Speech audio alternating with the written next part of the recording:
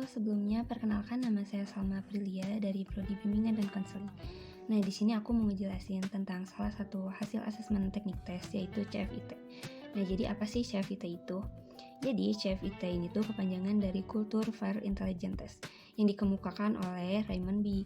Nah, jadi CFIT ini tuh bertujuan untuk mengukur kemampuan umum seseorang atau sering kita kenal dengan G-faktor.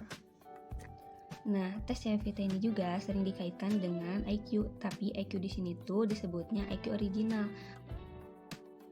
Apa sih IQ original ini tuh? Nah, jadi IQ original ini tuh merupakan salah satu potensi seseorang yang berasal dari dalam dirinya. Jadi bukan karena hasil belajar ataupun pengalaman seseorang. Tes CFIT ini juga mengelompokkan beberapa cara berpikir seseorang. Salah satunya yaitu berpikir verbal. Nah, jadi berpikir verbal ini tuh yaitu kemampuan seseorang dalam menggunakan dan mengolah kata-kata ataupun kalimat baik secara lisan maupun tulisan. Kerjaan yang cocok untuk yang berpikir verbal ini tuh seperti sekretaris, guru, penyiar, host, dan lain sebagainya. Terus yang kedua tuh ada berpikir numerikal. Nah, kalau yang tadi itu verbal menggunakan kata-kata ataupun tulisan, nah kalau yang numerikal ini tuh berhubungan dengan angka atau penghitungan.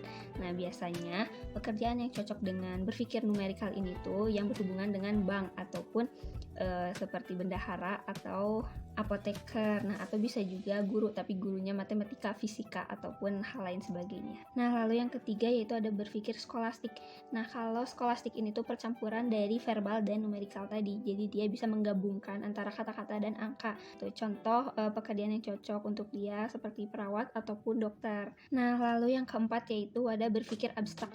Nah, kalau berpikir abstrak di sini tuh merupakan kemampuan seseorang dalam menghadapi permasalahan tanpa melibatkan objek ketiga gitu. Jadi dia tuh bisa menyelesaikan masalah tanpa mengadakan atau menghadirkan si objek ketiga seperti itu. Nah, contoh pekerjaan yang cocok untuk yang sering berpikir abstrak ini tuh salah satunya pengacara ataupun sutradara. Nah, terus yang kelima yaitu ada berpikir mekanik. Kalau berpikir mekanik di sini tuh dia berpikir bagaimana tata cara mesin bekerja atau alat-alat bekerja. Seperti itu. Contoh pekerjaan yang cocok untuk berpikir mekanik di sini tuh seperti montir, tukang, pilot, masinis, dan hal lain sebagainya. Nah, terus selanjutnya yaitu ada relasi luang. Nah, kalau relasi luang ini tuh kemampuan seseorang dalam mengamati atau mencermati permasalahan dari beberapa sudut pandang. Jadi dia tuh bakal berpikir atau memiliki kemampuan dalam memberikan masukan ataupun pengertian dari beberapa sudut pandang atau berpikir 3 dimensi.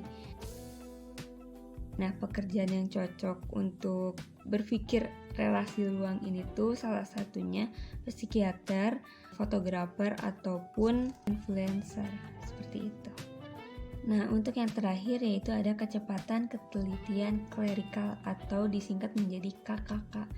Nah, jadi KKK di sini tuh bagaimana seseorang dalam berpikir secara cepat dan teliti dalam membandingkan, mencocokkan, dan mengecek sesuatu. Nah, contoh pekerjaan yang cocok untuk berpikir kecepatan dan ketelitian ini tuh salah satunya yaitu di bagian bidang IT, chef, ataupun programmer. Mungkin seperti itu.